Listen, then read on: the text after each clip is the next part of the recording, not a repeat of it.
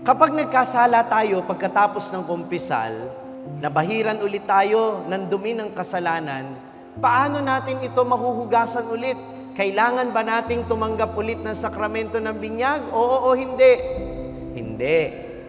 Ang sakramento ng kumpisal ang siyang maghuhugas sa ating mga kasalanan sa pamamagitan ng awa at pagpapatawad ng Diyos.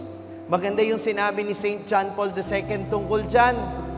Sabi niya, if you want your heart to be cleansed, then weep for your sins.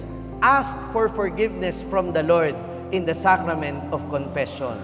Hindi kailangang hintayin ang mahal na araw. Hindi kailangang hintayin ang Adbyento at Kwaresma. Kapag alam mong nakagawa ka ng mabigat na kasalanan at nabahiran ng dungis ang iyong kaluluwa, hugasan ito kaagad ng pagsisisi sa sakramento ng kumpisal. Amen po ba yun?